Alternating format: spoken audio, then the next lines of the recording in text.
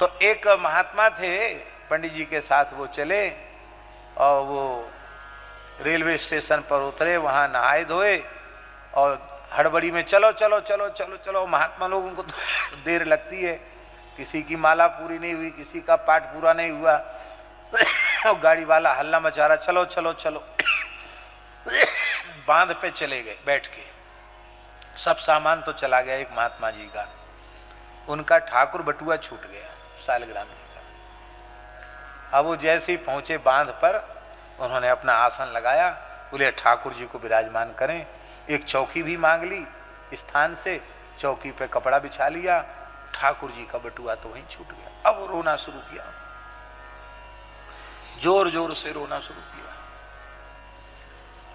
तो हरि बाबा ने समझाया कि बाबा अब गाड़ी वहां थोड़ी खड़ी है, अब आपको ये भी ध्यान नहीं है कि गाड़ी में छूट गया, कि स्टेशन पे छूट गया, अथवा रास्ते में ही कहीं छूट गया। अब तो बहुत समय हो गया है, कई घंटे हो गए हैं, आपको शालिग्राम जी ही तो आपके गए हैं, तो एक शालिग्राम जी आपको नहीं नहीं, दूसरे ठाकुर जी नहीं, हमारे ही ठाकुर जी हमको चाहिए। हम तो खाएंगे पिएंगे नहीं, मर जाएंगे, ठाकुर जी नहीं मिलेंगे। अरे बोले बाबा मरने के लिए काहे को आए, वृंदावन छोड़ के यहाँ मरने आए हो? नहीं नहीं, हम तो हमारी ठाकुर जी चाहिए। ओ माथा माथा पटके, छाती पीटे। तो पंडित जी महाराज बोले कि बाबा यदि कोई वाहन की व्यवस्था हो जाए तो इनको बदायूं स्टेशन तक भेज दो। क्यों?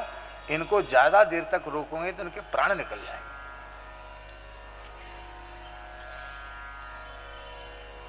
तो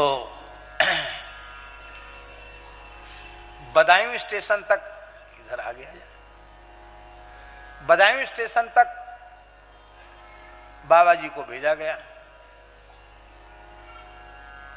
और जिस डिब्बे में उनका स्लीपर में टिकट था वो दौड़े वहां। पहले तो उन्होंने प्लेटफार्म पर देखा, वहां कुछ दिखाई नहीं पड़ा, तो गाड़ी वहीं खड़ी थी, गाड़ी में घुसे तो पूरी ट्रेन तो खाली, उनके ठाकुर जी वो सीट के पास में एक सामान लटकाने का होता ना, वो झोली में ऐसे ऐसे झूला झूल रहे थे, उनके ठाकुर बटुआ झूल रहे थे।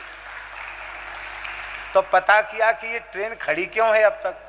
बोले पता नहीं इंजन में क्या खराबी आ गई है, सुधार चल रहा है इंजन में, 3-4 घंटा हो गए सुधारते सुधारते और ट्रेन आगे बढ़ नहीं रही है, बड़ी परेशानी है।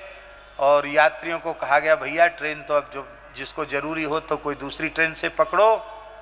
ऐसी स्थिति हो गई और बाबा जी अपना बटुआ उतार के लाए, अभी प्लेटफार्म छोड़ा नहीं था, इसी बीच में कहा ट्रेन सुधर गई और सीटी बजने लगी ट्रेन की, ट्रेन आगे बढ़ गई।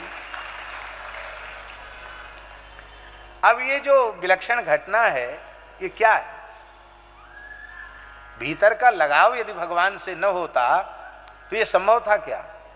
तो उसी समय ट्रेन क्यों बिगड़ी और उतनी ही देर तक के लिए क्यों बिगड़ी, और फिर ठाकुर बटुआ लेने पर चल कैसे पड़ी? इन सब बातों पर विचार तो करना पड़ेगा।